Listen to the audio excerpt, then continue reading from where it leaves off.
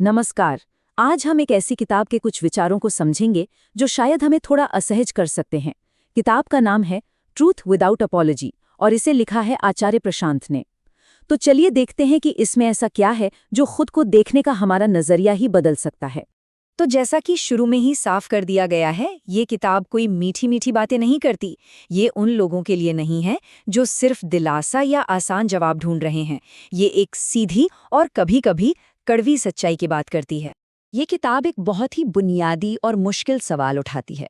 सवाल ये है कि हमारी जिंदगी में जो दुख और परेशानियां हैं, क्या वो वाकई बाहरी हालात की वजह से हैं, या कहीं ऐसा तो नहीं कि ये हमारे ही बुने हुए झूठ और धोखे का नतीजा है।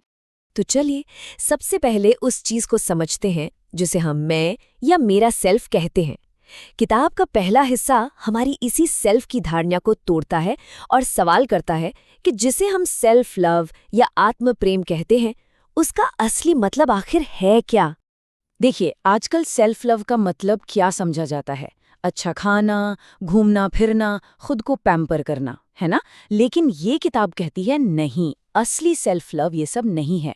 असली सेल्फ लव है खुद के साथ बेरहमी से ईमानदार होना, उन सच्चाइयों को देखना जिन्हें देखने में डर लगता है। और हाँ, ये बिल्कुल भी आरामदायक नहीं होता।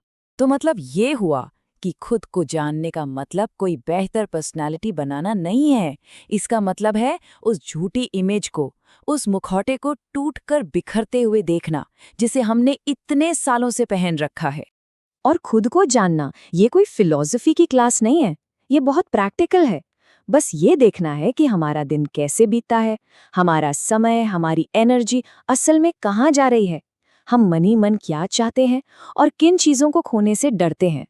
बड़ी बड़ी बातों की नहीं, असलियत की बात हो रही है। अच्छा, जब ये झूठा मैं होता है ना, तो इसके साथ एक और चीज आती है और वो है डर।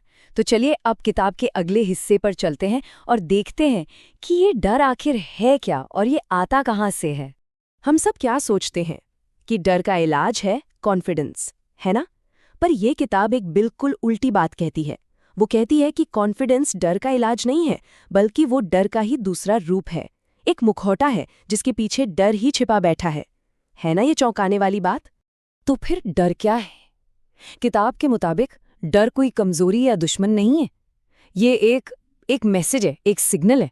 ये बाहर के किसी खतरे के बारे में नहीं बता रहा, बल्कि ये आईना दिखा रहा है कि हम अंदर से किन किन चीजों पर टिके हुए हैं, हमारी निर्भरताएं कहाँ हैं।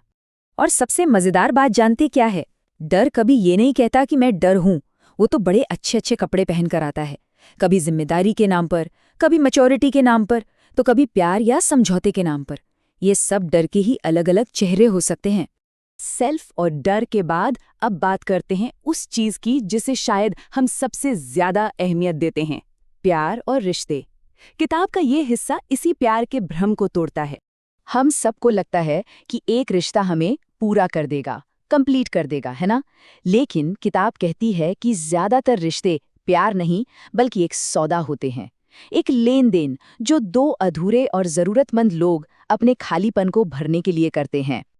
और इसी बात को ये छोटी सी लाइन बहुत अच्छे से समझाती है। आधा और आधा मिलकर चौथाई होता है।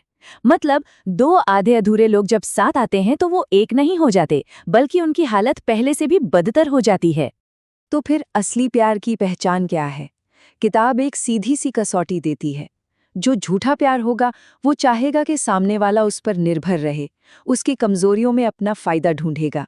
और जो सच्चा प्यार होगा वो आजाद करेगा, वो चाहेगा कि सामने वाला उसके बिना भी पूरा और मजबूत रहे। तो ठीक है, सेल्फ, डर, प्यार, इन सब के बारे में हमारी सारी धारणाएं अगर टूट गई तो अब सवाल उठता है कि फिर रास्ता क्या है, करना क्या है? और यहीं पर यह किताब फिर से चौंकाती है। ये कोई 5 स्टेप्स टू हैप्पीनेस वाला फॉर्मूला नहीं देती, कोई तरीका, कोई टेक्निक नहीं बताती।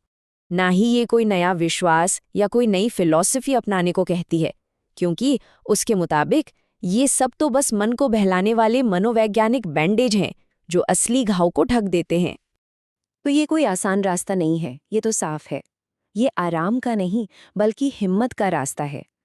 हिम्मत खुद की सच्चाई का सामना करने की, चाहे वो कितनी भी मुश्किल क्यों ना हो। तो सवाल फिर वहीं आके खड़ा हो जाता है, अगर कोई तरीका नहीं है, कोई विश्वास नहीं है, तो फिर वो आंतरिक आज़ादी मिलेगी कैसे, जिसकी बात पूरी किताब कर रही है? और जवाब बहुत सीधा है, पर आसान नहीं। जवाब है, बस खुद को देखो, पूरी ईमानदारी से, बार बार, बिना रुके। किताब कहती है कि यही देखने का काम ही रास्ता है, यही शुरुआत है और यही मंजिल भी।